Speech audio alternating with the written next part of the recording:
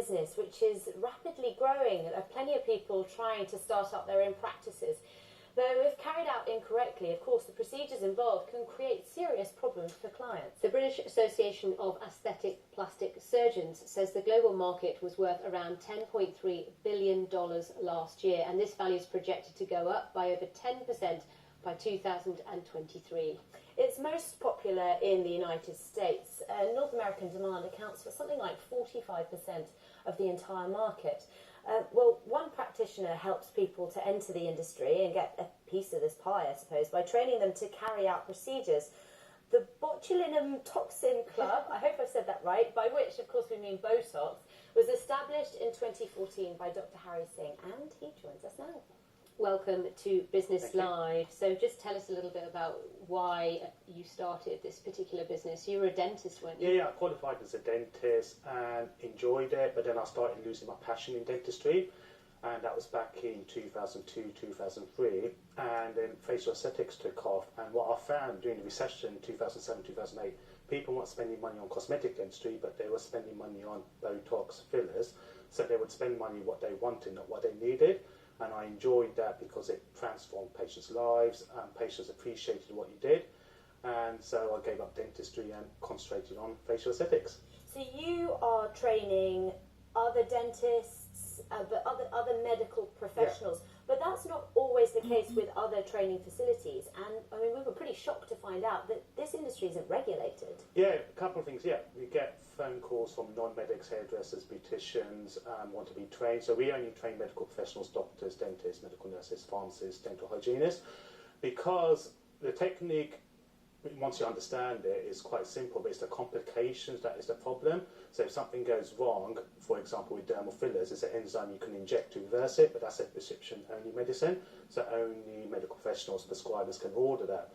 So these non-medics either don't know how to deal with complications, and I get 3 or 4 cases a week from non-medics referring to me, or the patients coming to me not happy with the result, or it's a drain on NHS resources, so they'll just send it to A&E, and obviously the NHS are not happy about this. I mean, there are so many questions that come up in terms of the fact the actual stuff itself, the Botox, whatever it is, you can only get it on prescription if you're a medic, but actually there's a sort of, you know, market, a black market of it, isn't there, that is widely accessed and used in the UK and anywhere else.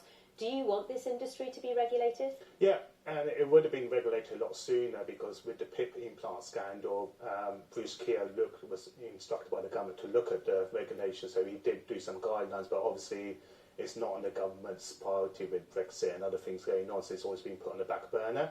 But no, it definitely needs to be regulated, a formal career pathway or training pathway, because anyone can operate a training company, just do a course, and within a month they can start training other people there. And also in terms of level 7 we're looking at as well, which is a formal qualification, so there is no formal qualification that you need to do, so you could just go on a one-day course, after that one-day course treat patients. And I mean, how therefore do potential clients know the difference? Do you think clients do know the difference between one set of people filling their face with who knows what and someone else? And also, what happens? Who takes liability if something goes wrong? Yeah, that's the problem. So as medical professionals, we're answerable to our regulatory body. So dentists are responsible to the General Dental Council. So obviously we're going to treat our patients with care.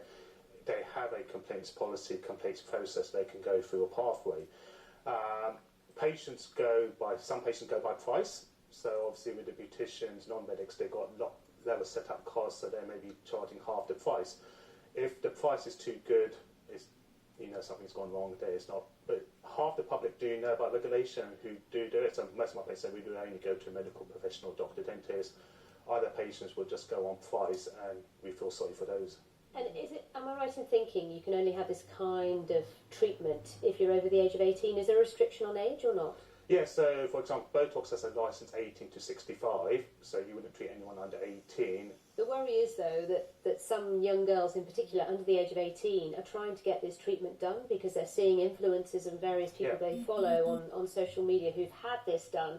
And something you were saying to me earlier is that if you do have this sort of treatment, you kind of have to have it done every 9 months. It's not a permanent solution. Yeah, so for example, Botox on average lasts 4 to 6 months, fillers 9 to 12 months there. What we're also trying to look at is introducing a cooling off period, so you do not treat the patients on the same day. So if you go for cosmetic surgery, you cannot have the procedure done on the same day. So we're looking at that, and also in the news recently about body dysmorphic disorder.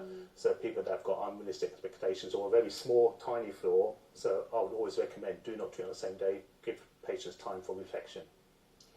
Whew, it's a minefield. It is. Thank you for coming in. No problems. Thank you. Fascinating. Thank you.